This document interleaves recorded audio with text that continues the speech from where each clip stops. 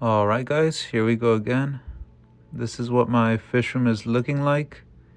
And this is the same tank in the last video, and this is the whole shelf.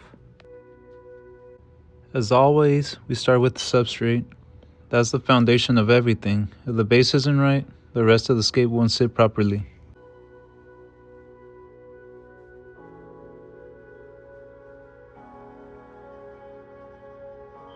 For this one, I am using a good amount of aqua soil. I don't need to go crazy with it, but I am going to add a bit more than usual and really spread it out evenly, push it around, level it off, make sure it's sitting where I want it. The aqua soil I'm using is Fluval Bio Stratum. I've had really solid results with it over time, so it's just something I trust.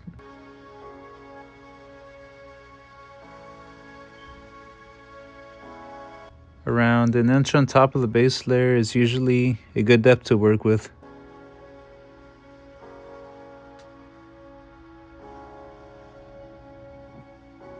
Now for the hardscape.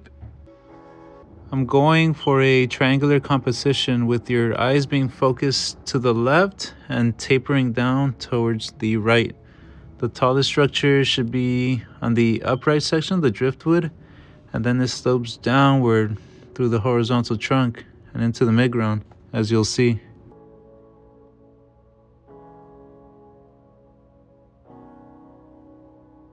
So I noticed that there was this empty space in my wood right here, and I felt like it would be a perfect spot to add a rock in there.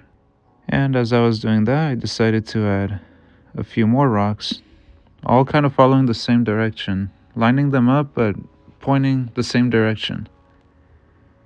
And then I added some little rocks just to make it look more natural, mixing up the sizes. This plant requires a little more care. It really shines under stronger lighting and carbon dioxide, which I'm not using. But you can still make it grow without any CO2. You can still make it grow compact as well. All you gotta do is just trim off the top and replant them. It responds really well to trimming. It grows at a moderate pace. This plant does better in the midground, but in my scape, I'm going to add them to the background and just see what it looks like. Right here you can see those little purplish hues under the leaves, which I doubt they're gonna stay for too long without CO2 and iron, but we'll see.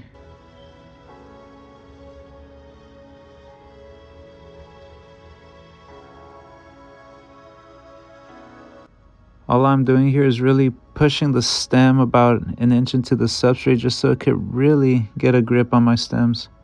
I'm really just trying to keep things compact right here, all with the same species.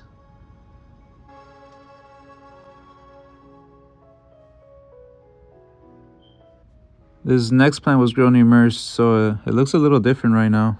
Once it transitions underwater, it'll lose some of that purple tone, but it turns into a really nice textured green plant for the foreground.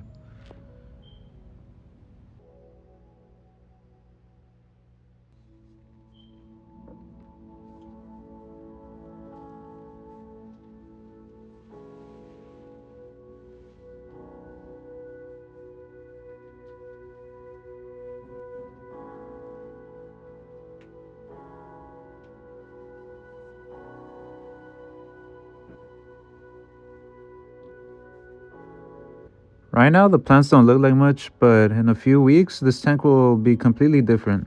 The background stems will thicken up, the foreground will fill in, and I've added a bit of red in the back just to keep things interesting and add some contrast.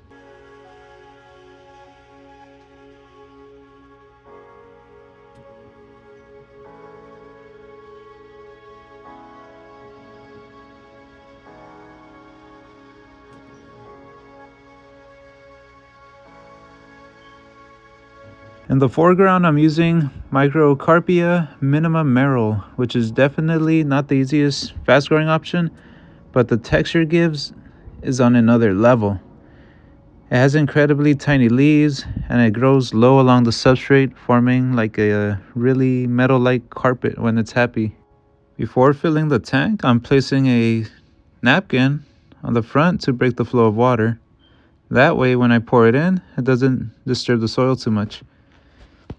Well, I just found this log instead. I'm pouring the water over this log, and as you can see, the water is staying clear and doing it this way.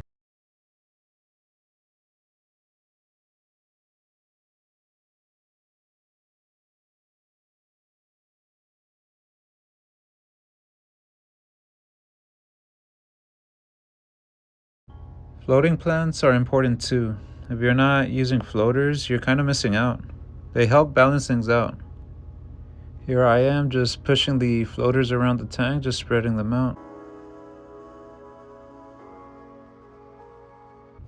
Okay, so now I'm just showing you the filter that I use, my mini Night Crew filter, meant for 5-gallon tanks.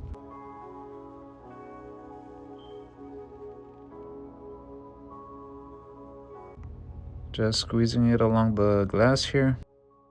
And here's me turning on the little jets. As you can see, it's swirling into the glass and reflecting.